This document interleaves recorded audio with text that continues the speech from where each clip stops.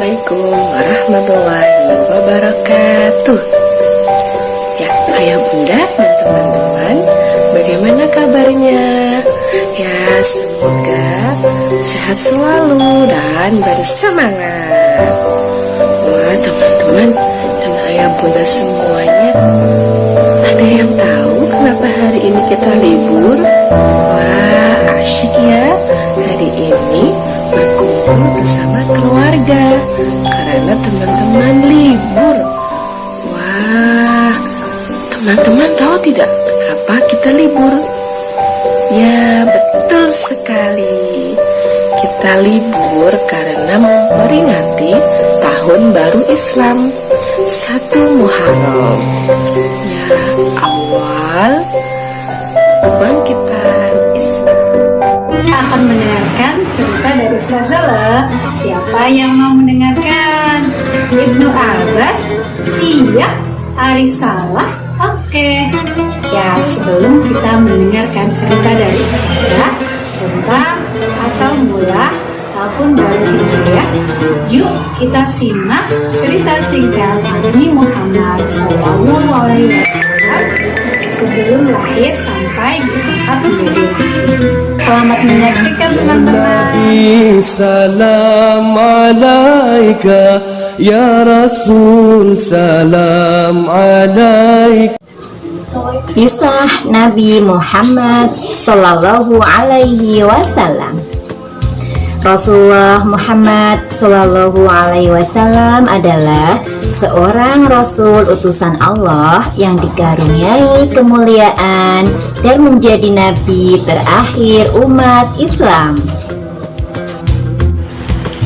Beliau manusia berakhlak mulia, penyayang, dermawan, suka menolong, suka memaafkan, dan taat kepada Allah. Karena itu, beliau menjadi kekasih Allah yang dirindukan surga yang penuh dengan kenikmatan. Ayah Nabi Muhammad Sallallahu Alaihi Wasallam bernama Abdullah dan ibundanya bernama Aminah. Pada usia 2 bulan di kandungan, ayah Nabi Muhammad Sallallahu Alaihi Wasallam meninggal dunia. Rasulullah lahir pada tanggal 12 Rabiul Awal.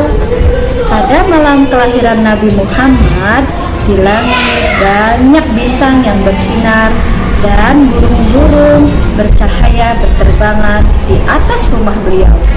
Juga ada api dan sesembahan orang Yahudi yang runtuh dan padam. Setelah itu, beliau disusui oleh Halimah Asyadiyah saat usia ke-6 tahun. Wafat ibu tercinta dan Nabi Muhammad pun diasuh oleh kakeknya Abdul Muthalib. Tak lama sang kakek juga wafat. Kemudian Nabi diasuh oleh pamannya yang bernama Abu Thalib. Dan saat berusia 12 tahun, pamannya mengajak Nabi untuk berdagang. Nah, sejak saat itu, Nabi menekuni pekerjaannya sebagai pedagang. Nabi itu pedagang yang jujur, amanah, dan bekerja keras. Ketekunan Nabi Muhammad menarik hati Khadijah yang juga merupakan saudara saya. Nabi Muhammad yang berusia 25 tahun menikah dengan Khadijah yang saat itu berusia 40 tahun. Keduanya menikah selama 25 tahun hingga Khadijah wafat. Nabi Muhammad pertama kali menerima wahyu saat berusia 40 tahun di Gua Hiro. Beliau menerima surah Al-Alaq ayat 1-5 yang disampaikan malaikat Jibril pada malam ke-17 Ramadan. Peristiwa ini menjadi tanda Muhammad diangkat menjadi Nabi dan Rasul Allah. Setelah itu, Nabi menerima wahyu secara bertahap selama 23 tahun. Pada awalnya, Nabi Muhammad mulai menyebarkan wahyu Allah dan agama Islam langsung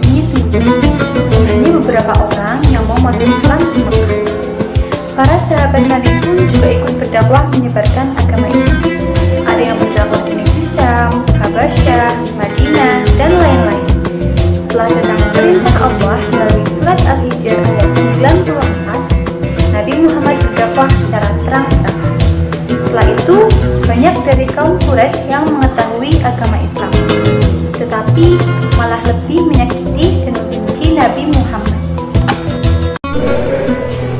Nabi Muhammad menyebarkan agama Islam di Mekah selama 13 tahun, lalu melakukan hijrah ke Madinah. Karena sahabat Musa bin Umair saat berdakwah di Madinah diterima dengan baik oleh orang-orang Madinah.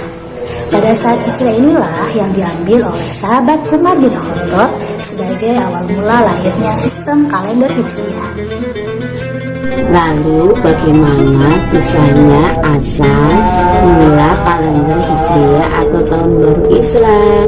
Yuk kita lanjutkan ceritanya. Kisah umat Islam hijrah ke Madinah.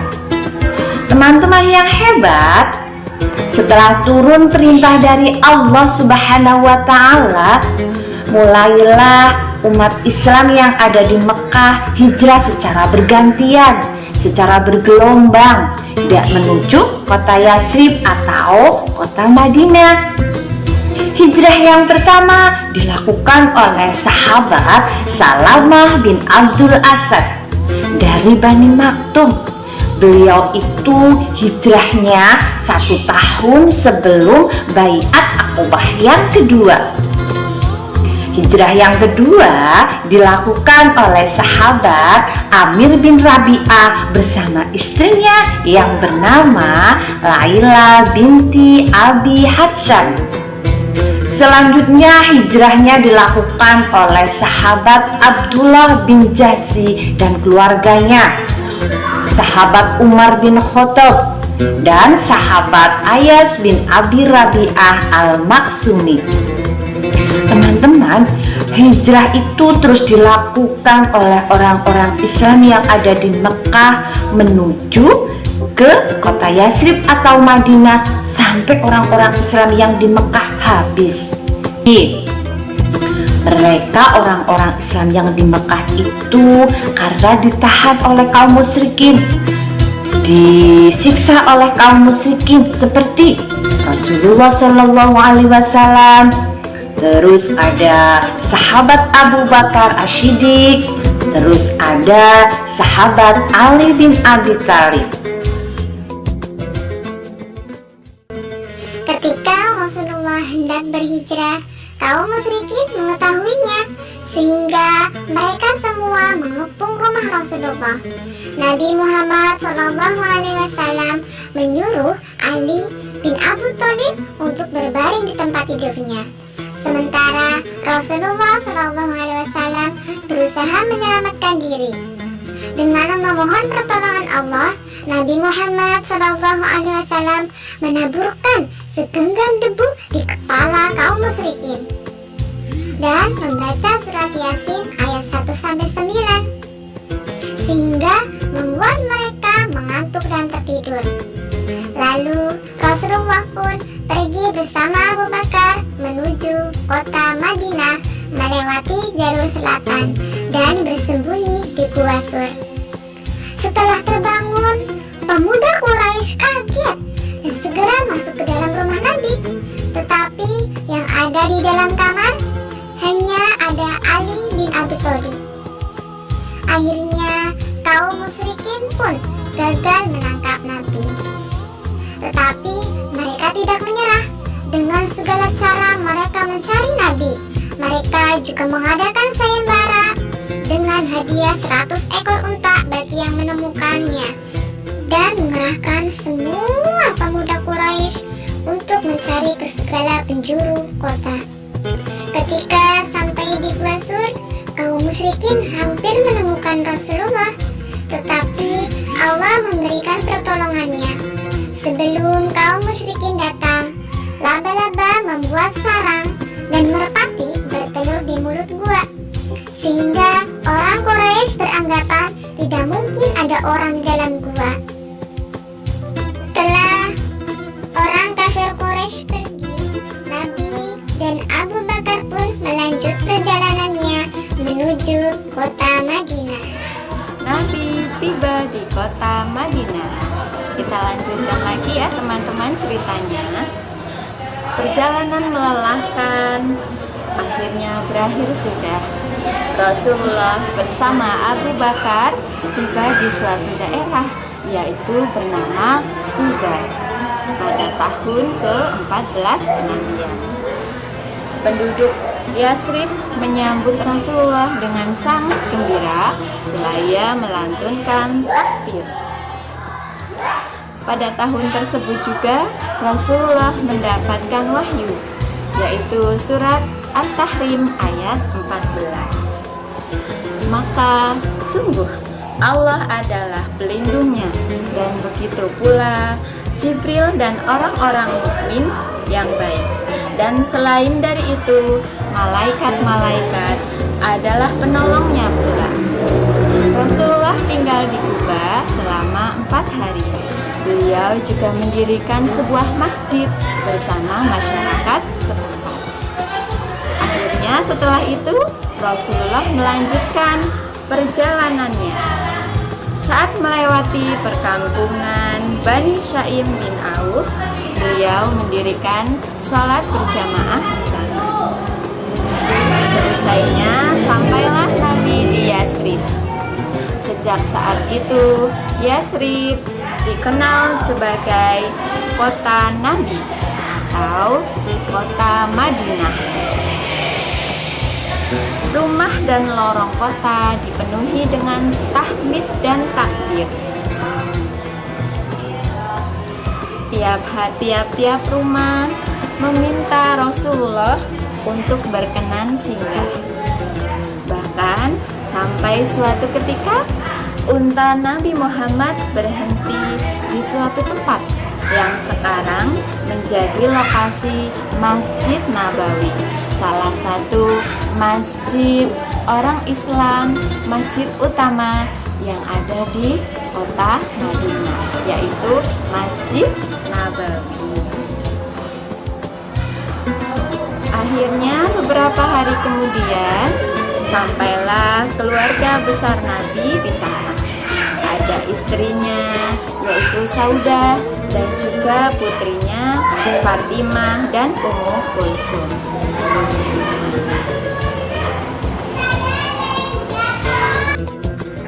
Tahun-tahun awal Hijriah, setelah sampai di Madinah, Nabi Muhammad SAW membangun rumah dan membangun masjid dibantu oleh kaum muslimin. Mereka saling bantu-membantu dan saling tolong-menolong.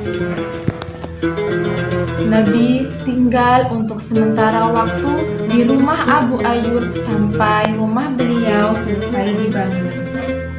Masjid Nabawi ini selain digunakan untuk tempat sholat, juga digunakan untuk menimba ilmu, juga digunakan sebagai tempat tinggal kaum muslimin yang kurang mampu.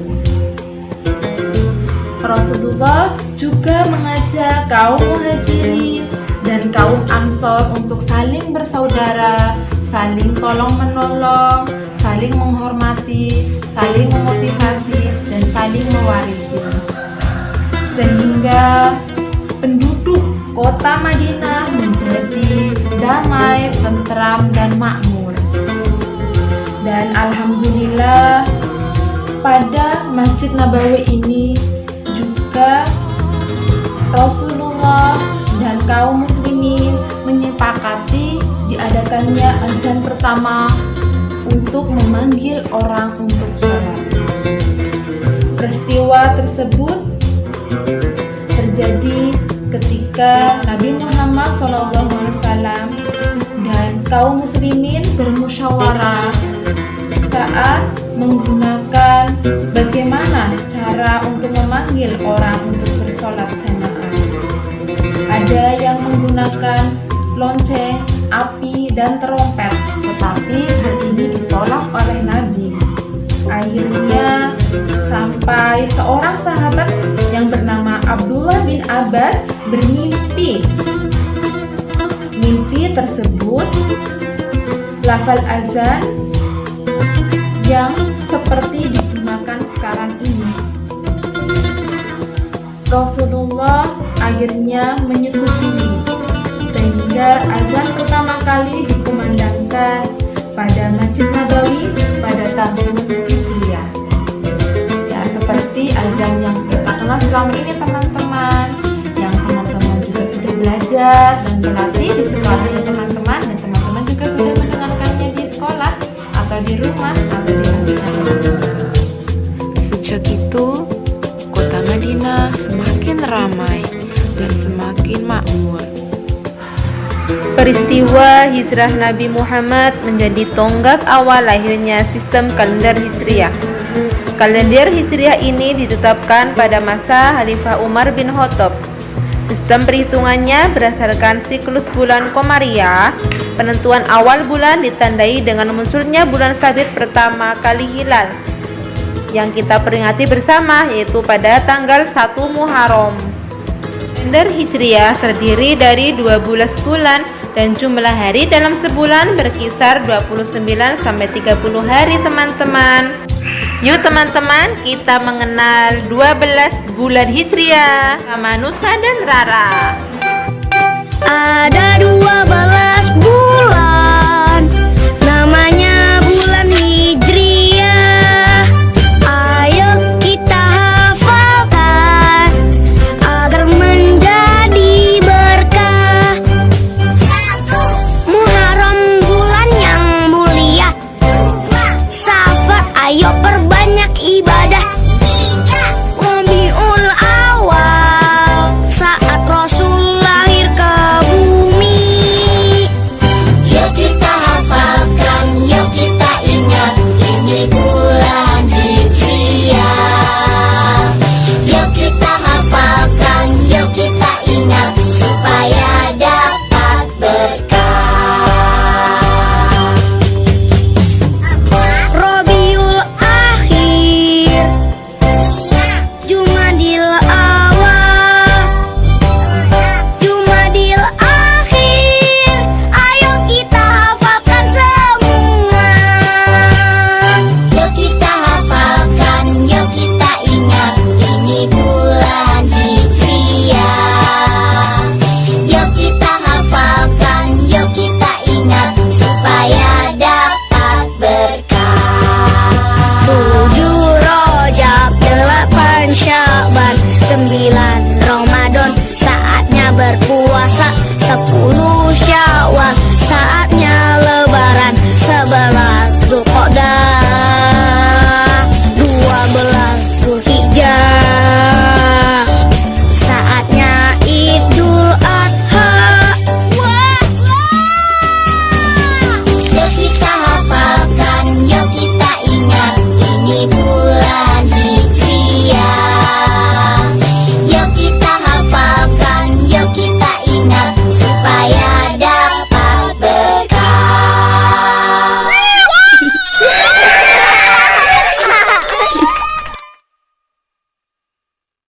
Ayah bunda dan teman-teman yang dirahmati Allah, perhitungan tahun baru Islam bermula di masa Khalifah Umar bin Khattab radhiyallahu anhu.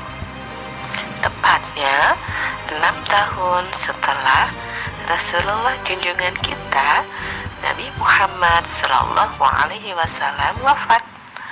Nah, Umar bin Khattab bermusyawarah dengan para sahabat.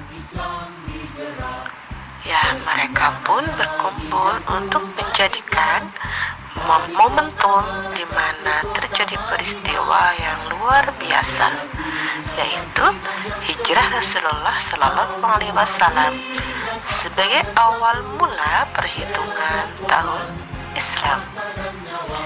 Ya, kita punya tahun sendiri ya teman-teman, tahun Hijriah namanya.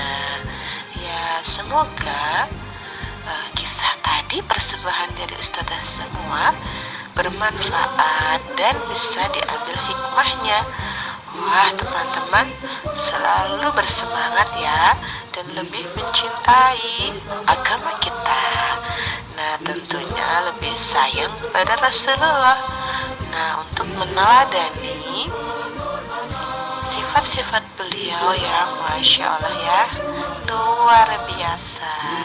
Ya teman-teman semua, segenap Ustadz-Ustadzah mau tidak ada salah mengucapkan selamat tahun baru Islam 1443 Hijriah. Wassalamualaikum warahmatullahi wabarakatuh.